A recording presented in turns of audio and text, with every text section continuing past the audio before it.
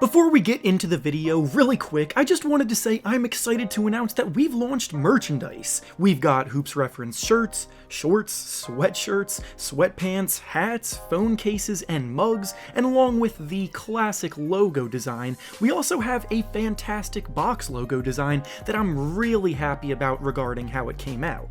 This is all available at hoopsreference.store, which is both displayed on the screen now and linked down in the description of this video. So if any of these beautiful items are catching your eye, then go check out the shop and buy some official Hoops Reference clothing to support the channel. Thank you, now let's get back to the video. Well, ladies and gentlemen, March is finally here, which means the biggest stage for rising draft prospects to perform is about to be underway. With Selection Sunday having just passed and the tournament beginning later this week, it's the perfect time to dive back into another installment of the monthly mock draft series that we do here on this channel in preparation for the real draft, happening in a few months. This mock draft will show you where things currently stand with the prospect before the big dance, then our next mock draft will be posted after the tournament ends, because there will most assuredly be a few names shooting up draft boards based on how they perform in this tournament. Before we start though, I want to thank PrizePicks for sponsoring this video.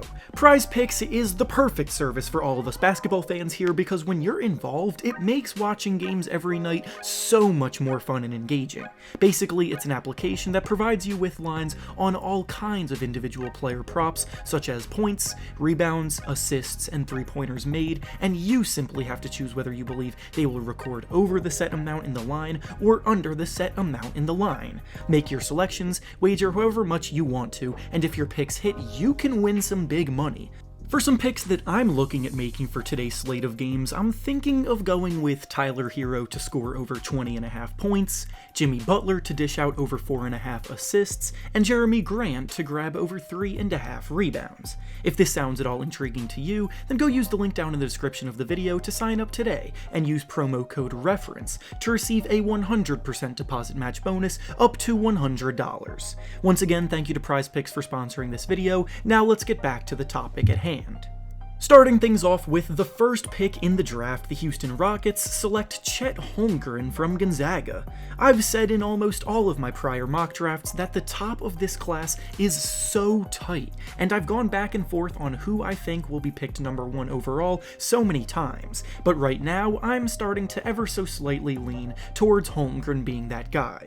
The only hesitation that people seem to have with him is that he is definitely pretty skinny, so some have concern about his ability to handle physicality, but I'm sorry, I'm just not nearly as concerned about that as others are. Holmgren is a dominant two-way force who has more than held his own defensively this season, blocking over 3.5 shots per game this year, and offensively, he is such a unique talent as a 7-footer who shoots over 40% from 3 and can create for himself off the dribble. He's incredibly productive, he's efficient, and he's a competitor, so especially for a Rockets team that's in need of some frontcourt talent, I like him to be here at the number 1 spot. Next up with the second pick, the Orlando Magic select Jabari Smith from Auburn. Smith is another player that has a legitimate case to be picked number 1 overall, but since I slightly lean towards Holmgren right now, the Magic will gladly take him here at 2.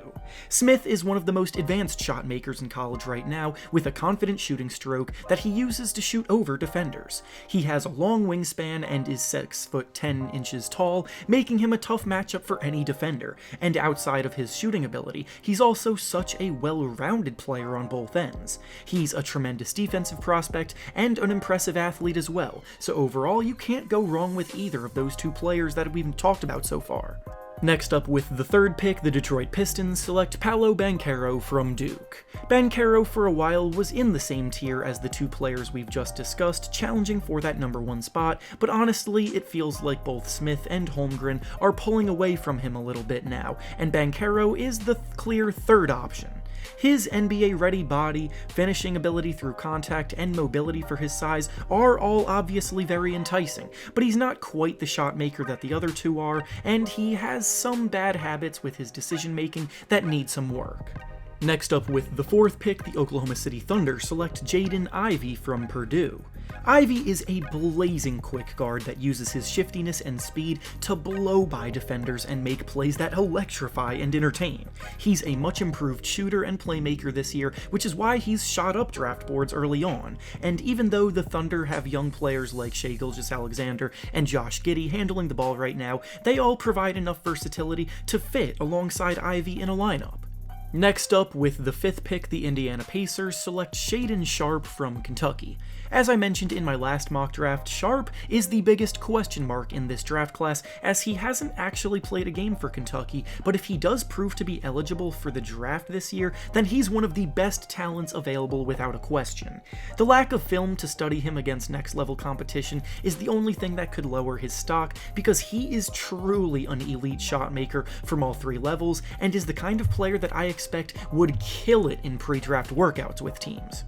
Next, with the 6th pick, the Sacramento Kings select Keegan Murray from Iowa. Watching Murray play in the Big Ten tournament this week solidified him as one of the best players available from my point of view, because quite simply, he's a player that does so many different things well on the basketball court. He can score in so many different ways, whether it be from the post, off the dribble, or from the perimeter. He's a terrific defensive talent, he can grab rebounds and go and push the pace, and he has an ideal NBA body for the modern game. So even though he may not be a flashy player, he's someone who fits into any lineup and can be productive.